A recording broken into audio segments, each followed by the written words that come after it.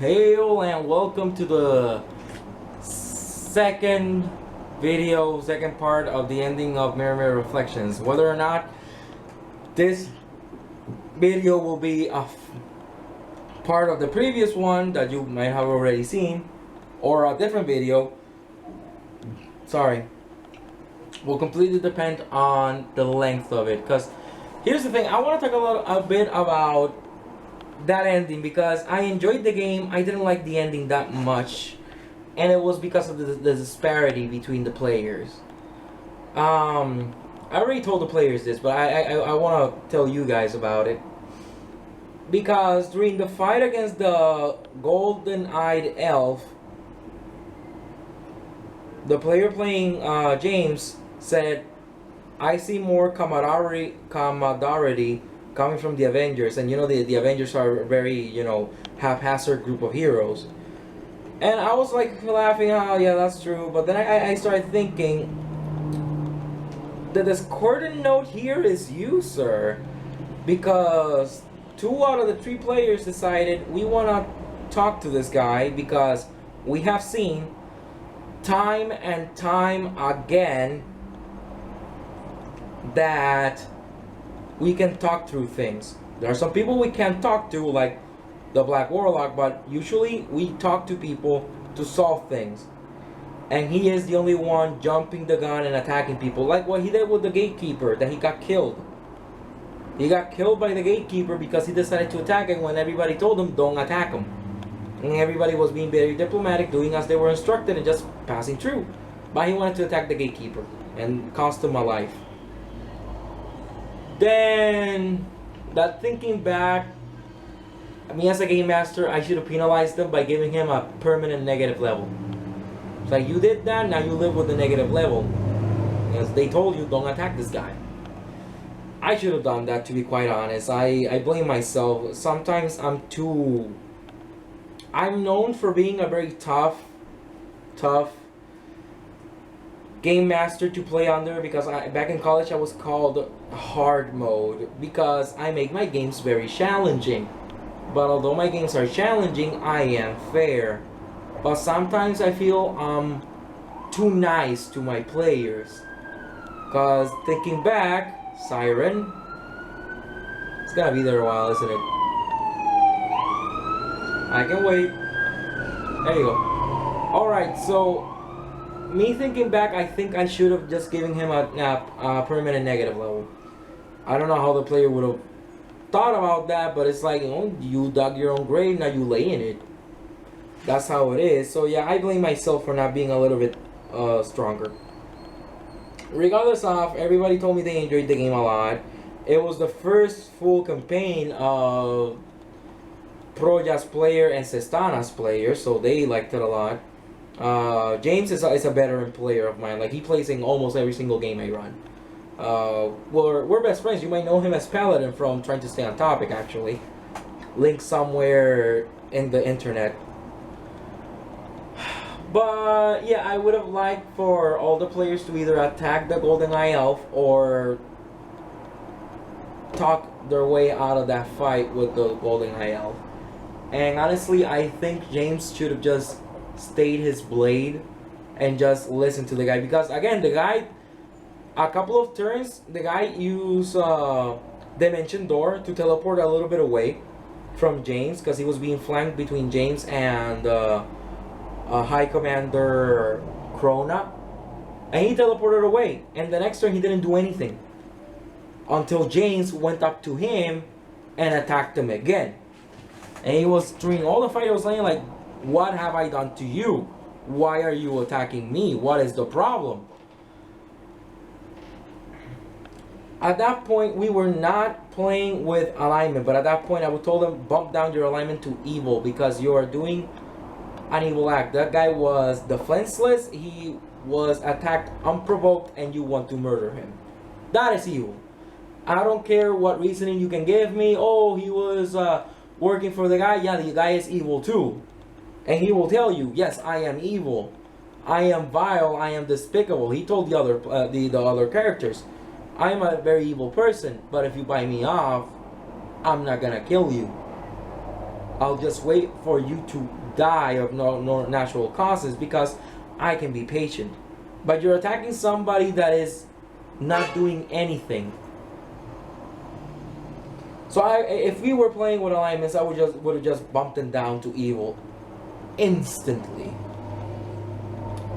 So yeah, that's my 2 cents on that, because that whole thing going gung ho, and it happened a lot. Cause here's what I was telling one of my players. His character, that character James Stormcrow, sadly he was a very bad character. From a narrative standpoint, very bad. Just from a narrative standpoint, because he was very fun to like DM, because he would think of a lot of weird things to do. But from a narrative standpoint, he was a bad character, bad personality, because during the whole 12 sessions, he never grew as a person. The character never developed. Because Proya learned that, you know, to put trust in her friends. And because originally she would keep the whole Rovias thing to herself, but then she saw that they can help her with Rovias. And then she was more open-minded to that.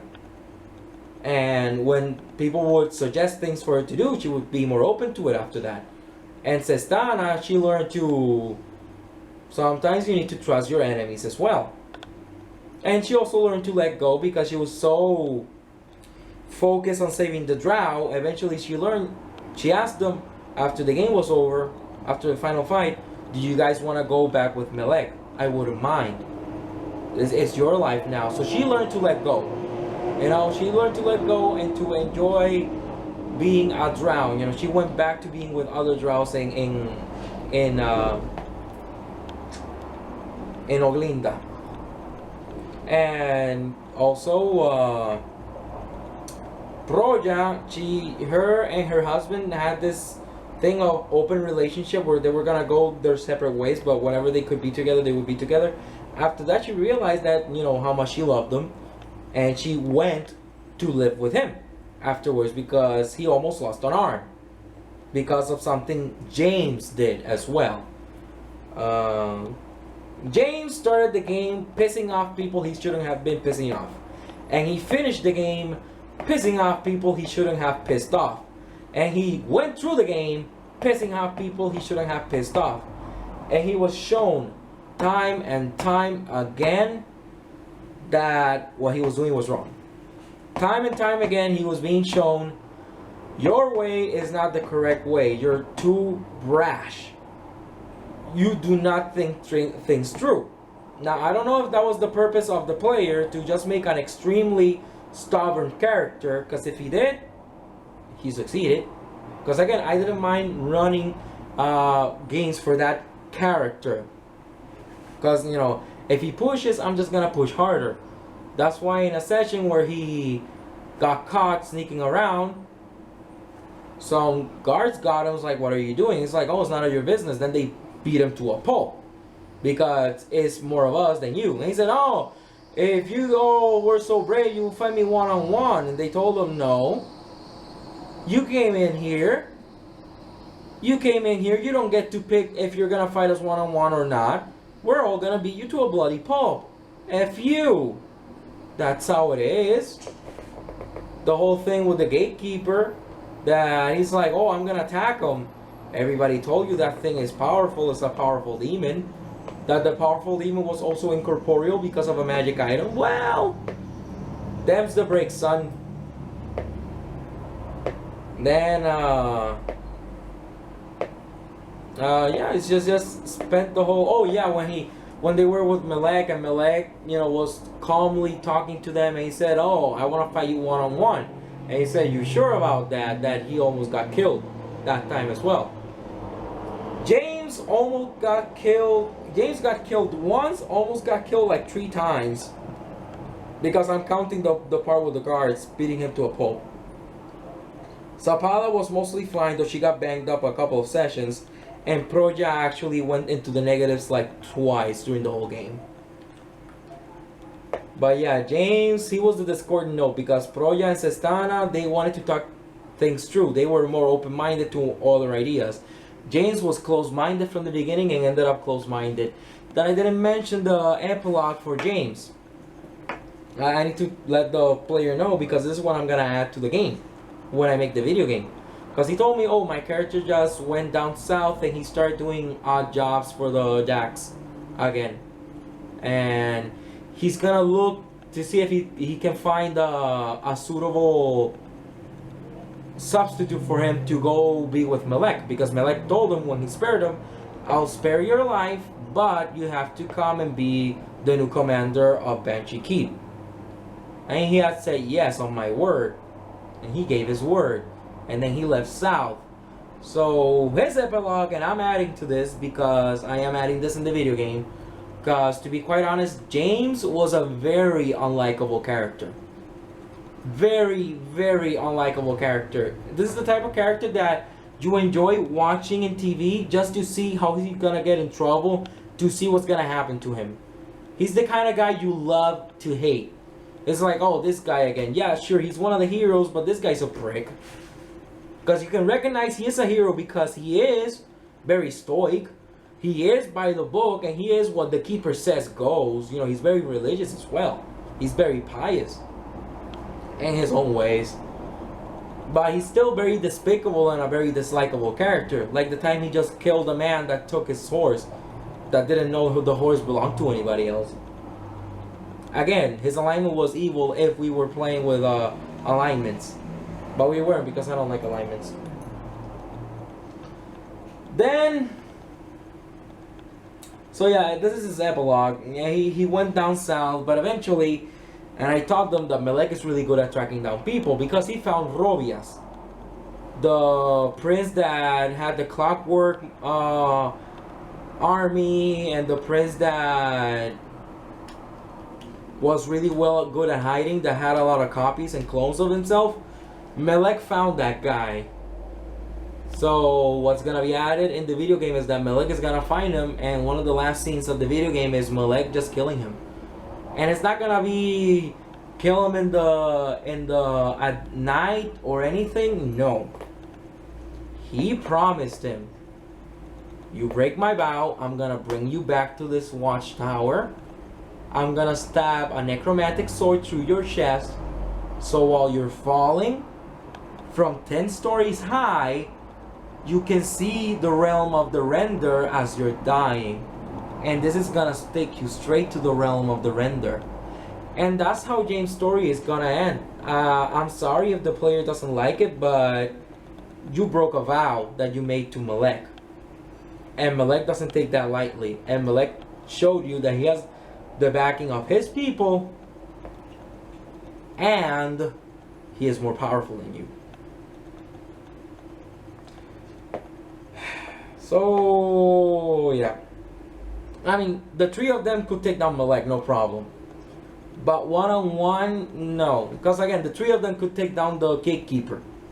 But one-on-one, no. The three of them could have taken down the Golden Eye Elf. But one-on-one, no. None of those fights were ever meant to be one-on-one. They were meant to be done as a team. And if 2 out of the 3 people in the team want to talk it out, you shut up and you talk it out. Because they're not going to help you, because they're tired of taking you out of sticky situations that you bring upon yourself. And that's why, like, if you would have this in a movie or in a TV series, he would be a good character to watch. Narratively, a really bad character, but an entertaining character nonetheless. A character you love to hate. That is the end of James Stormcrow. Melek took him. They took him to the top of Banshee Keep watchtower. He dangled them off the edge, and he told them, "You promised me, James. You promised me, and you broke the promise. And I told you I was gonna stab you and throw you off this balcony. And that's what's gonna happen. And he's gonna be completely bound and gagged to a chair. No final words. Just rope around your mouth, and if you wanna, you can. But no words. No killing you at night either. He wants you to be awake for when you die. But he's not gonna let you speak. You don't get to, because you broke a promise to a very powerful commander that knows a lot of necromantic energy, necromantic knowledge. So yeah, the ending of him will be Melek dangling from the balcony with the necromantic sword on his hand, stabbing him to the heart, just throwing him down, letting the fall do the rest of the work. And sad to say, he would have gone directly to the Sheol. He would have gone directly to hell, because he killed a lot of people. He was an assassin, so he killed a lot of people. That automatically is a black mark. And, you know, for money, and also killed a lot of people without reason, and also attacked unprovoked. So sadly, that was the ending of James Stormcrow. Proja went back to her husband. Sestana went back to her people in a nicer place. They both got really nice and good endings. James sadly got the shaft, because he actually, like, thinking back, he would have had a way to get around it, because Kluthgos, one of the Drow, didn't go with Melek. He went after James and asked him, "You are a knight, and every knight needs a squire. I will be honored if you will let me be your squire." And he said, "No, you're a Drow. I don't want to travel with Drow. You guys are despicable." And he said, "Okay, you don't want to be with Drow? That's fine. No skin over my nose. I'm leaving." But he did offer. And without accepting the offer, them's the breaks. Melek caught you, and Melek killed him. Melek caught James, and Melek killed James. If James would have had Kluthgos, I would have ruled in. Kluthgos either died for you or helped you escape.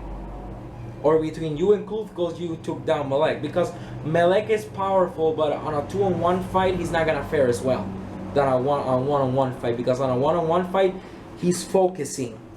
And being focused, you know, he's just going to destroy you. But fighting two people at the same time, he's being flanked, you know, he's spreading the damage around just to get them out of his back. Completely different. Because if he handles just one and kills one, the other one was hitting him in the back, so then he's going to have a fresh opponent against him that is very weakened. So yeah, if James would have taken up Kluthgos' offer, he would have survived. I probably would have still, no, I wouldn't have rolled anything. He would have survived, but he was alone. He died alone. Nobody ever found his body. Them's the breaks. Sad, really, but not every single game has a happy ending. Not every single character has a happy ending.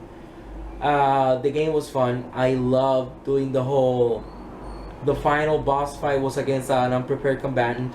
Because some players have told me, it's like, oh, you never get the bad guys unprepared. And I'm like, okay, we can do that. Like, I didn't tell them, but I was like thinking like, okay, we can do that. Oh, the final boss fights are always these gigantic monsters or these very powerful wizards, you know, like, or warlords with a lot of guys around them. Like, we can do one guy that's 2 levels above you guys. Because it's a level 15 bard with only 1 spell left. And there were 3 level 13 PCs with decent gear and most of their HP and most of their resources. So it was a very one-sided fight. Extremely one-sided fight. And yeah, I like doing that. Don't think I'll do that again. Like, I already have plans for another game whenever I can run Mirror again. And it was hinted at them because they told them down in the south in Tikalos, there's a big dome of fog covering part of the land, and you can hear battles going on inside, but nobody that comes in ever comes out. That was something I want to do with that. I already have like a couple of things planned out. Hopefully I'll be able to run that adventure one of these days. We'll see, because my turn as a game master is over. Next up is Paladin. Paladin is gonna run a game. Probably gonna, if I remember, if he lets me also, I'll do recap videos for his game as well to have a couple of things more to add to the web show. Yep.